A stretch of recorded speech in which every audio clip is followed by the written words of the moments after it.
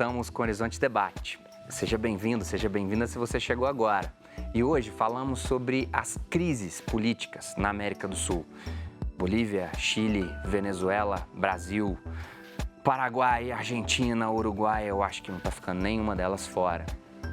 Marina, achei muito legal a análise que você começa a tecer com a gente com relação à perspectiva geracional, analisando de forma mais ampla isso que foi 2013 e isso que está acontecendo em 2019 agora no Chile. A gente já tem capacidade para poder entender as duas convulsões? Eu te confesso que é um tema, Bruno, historiador, um tema difícil, né? O seu gancho com o Bruno, até mesmo pelo fato dele estar vinculado e diretamente envolvido nos aspectos históricos, ou na história em si, na minha opinião, não. Uhum. Porque eu parto de uma perspectiva que os processos eles são de longa duração. Uhum. Nós mal temos uma democracia consolidada. Eu tenho a impressão de que o impeachment, ou o instrumento do impeachment, é aquilo que o brasileiro enxerga como um instrumento político para além do voto. Uhum. E isso não significa maturidade da democracia. Uhum. Neste sentido, aquilo que começou em 2013 é parte de um processo social legítimo de insatisfação frente a um modelo de governo específico, mas que em si não é organizado o suficiente para gerar novas crises ou novos movimentos sociais de reivindicação de algo. Uhum. A nossa esquerda, ela está, ou enfim, aquilo que nós podemos considerar como uma esquerda está totalmente fragmentada. A direita se fragmentou e essa última eleição ela é muito representativa disso, como que o PSDB perde a sua base aliada e como ele foi forte em 2014. Os pontos que emergem mostram não só uma polarização, como, na minha perspectiva, ficou muito claro nas eleições de 2014. O Brasil dividido entre vermelhos e azuis. Agora, há uma fragmentação tal que eu não consigo compreender a distribuição partidária, e isso é um problema histórico da formação partidária do Estado brasileiro. Então, em razão disso, nós não temos uma maturidade, porque a esquerda está tentando se organizar, a direita está tentando criar uma nova identidade frente a todos esses rompimentos e criação de novos partidos, e isso, na minha perspectiva, não é uma solução para uma sociedade civil organizada. Eduardo, Bruno, vou tentar tecer na perspectiva do direito e na perspectiva da história. E aí eu vou costurar com outros países também, porque a gente está fazendo muito esse movimento de ir lá no Chile e voltar para nós. O Steven Levitsky, Como as Democracias Morrem, ele vai numa entrevista muito bacana, telespectador da TV Horizonte, recomendo, do Instituto Fernando Henrique Cardoso, os dois, uma entrevista muito bacana. Ele vai dizer que existem várias jabuticabas nas leis. Eu vou lembrar, Marina, vou lembrar da palavra em inglês que ele utilizou, mas vamos traduzir como jabuticaba, que diz que o impeachment ele era justo, a Janaína Pascoal e outros grandes juristas vão dizer disso. O julgamento do impeachment ele é político, ele não é um julgamento jurídico por natureza, mas ela vai colocar isso e o parlamento aceita, Eduardo Cunha, aquela coisa toda. Quando o Evo Morales se elege 2 vezes, e aí ele propõe uma terceira reeleição, ele vai dizer que a Constituição eleita, promulgada por ele, colocada por ele, no meio, não estava valendo porque foi nessa aqui que ele se elegeu primeiro. Então, assim, ele pode se reeleger de novo porque ele colocou uma nova lei na pauta. Eduardo, Bruno, por favor, nos façam entender. Evo Morales foi golpeado como Dilma foi golpeada ou, na verdade, Evo Morales cometeu um erro antes, um golpe antes, e Dilma cometeu um erro jurídico também antes? Bom, questão do processo, a gente tem dois procedimentos. O processo, ele correu dos ditames que é a Constituição, sim. O impeachment é sempre algo político. E, lógico, ele precisa de uma força popular para ele eleger. É da própria política. Realmente, o que aconteceu, se pode ser estruturante, alguma coisa nesse sentido, se houve ou não uma denúncia clara para se adequar ao impeachment. Agora, o processo depois que toma o seu rumo, Ele é um processo político e acabou na cassação da Dilma. O que eu acho interessante é que nós já sofremos 2 impeachments. Em pouquíssimo tempo. Em pouquíssimo tempo. Isso demonstra que existe uma fragilidade. A gente ainda não entendeu o jogo político. A gente ainda tem um medo da política. A gente, voltando, Li, a gente sempre tem... o que é o político? O político é um safado que sempre é um problema. Não, a gente tem que respeitar a política. Um dia você ganha, um dia você perde. Um dia o que você votou ganhou, um dia que você ganhou, se perde. O que eu acho aqui é que a gente fica muito no Atlético e Cruzeiro, no Inter e River, no Fla-Flu. É meu time contra o seu. E isso gera, nessa polarização, quando você perde, um ataque à política. É o que acontece muito quando a gente está vendo aí o STF. Quando você tem uma decisão do STF que não lhe agrada, você quer fechar o STF. E matar o Gilmar Mendes. E matar o Gilmar Mendes. Né? E colocar o Barroso lá em cima. Hoje o Gilmar Mendes está contra você, se você é contra o 2º grau. Mas amanhã, quando o Barroso colocar o aborto que ele está doido para liberar pelo STF, como que vão ser? Sim. Aí o Gilmar Mendes já falou, não, isso não pode ser votado aqui no STF. E o Barroso falou, não, tem que ser votado aqui. O Gilmar, aí a gente vai mudar de lado?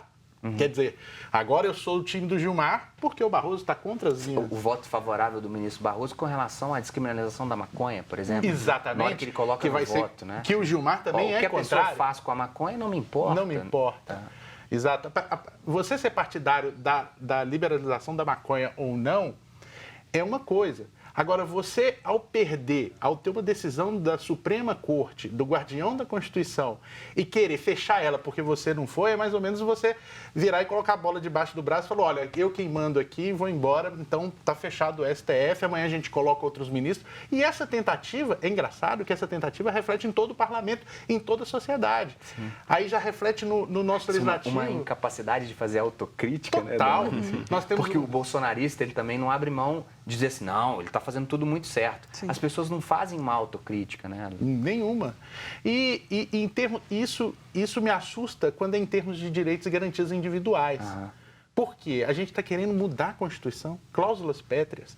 Nossa Constituição, no artigo 60, falou em cláusulas pétreas porque o nosso legislador constitucional inicial, ele foi supembo. Ele falou assim, olha, nós somos uma democracia em construção. Então, a gente precisa de alguns parâmetros que vão ficar aqui para que amanhã isso não fique mudando a todo momento. Bruno, ajuda a gente nessa. Bom, vamos lá.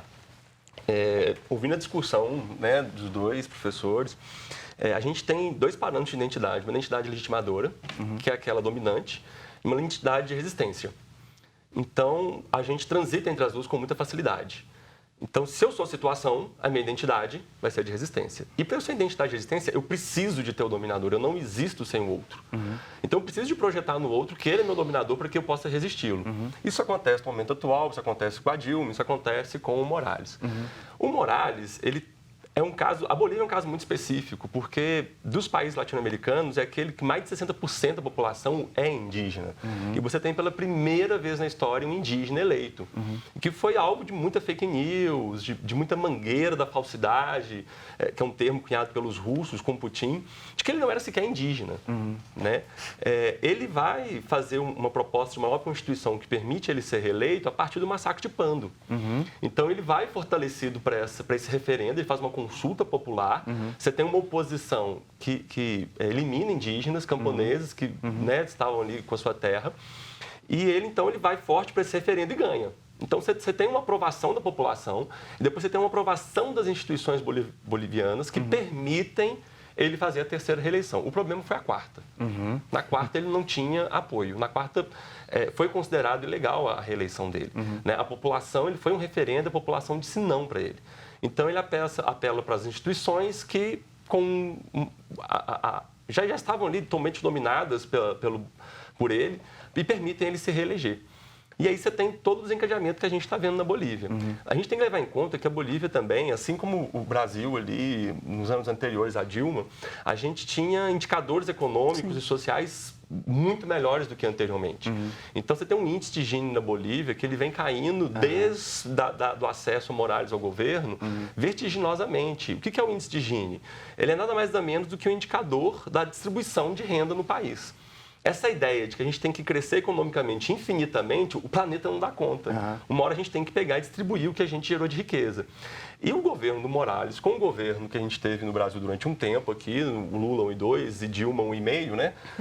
Fizeram isso, bem ou mal, com críticas ou não, fizeram isso. E essa redistribuição de renda, promovida pelo Estado, por uma intervenção do Estado, desagradou muita gente que se viu na identidade, então, de resistência.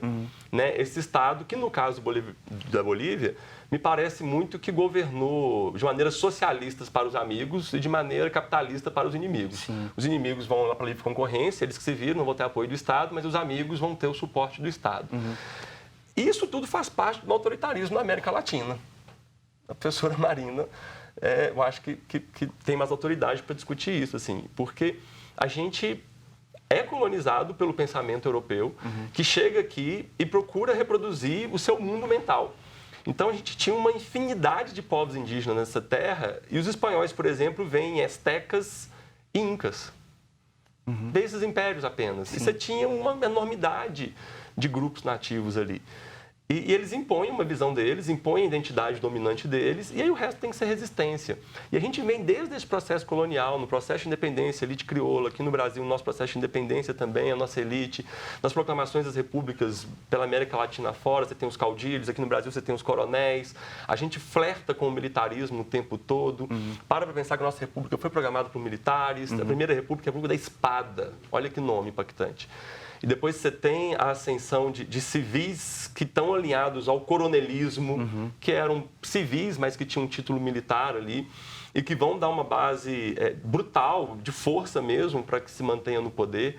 E aí você vai caminhando com uma eleição fraudada, que você chega no Vargas, fica no poder até 45, e aí quando você tem uma redemocratização, você elege um militar que é Dutra. Então a gente flerta com isso o tempo todo. Da mesma maneira a gente viu isso no Chile, da mesma maneira a gente viu na Bolívia, e de repente, em algum momento, a gente colocou projetos de poder que não eram iguais. Marina, no terceiro bloco eu vou voltar direto contigo no autoritarismo. Para você que está assistindo a gente pelo YouTube, amigão, volta e assiste de novo, porque para mim esse segundo bloco é sensacional. Foi sensacional.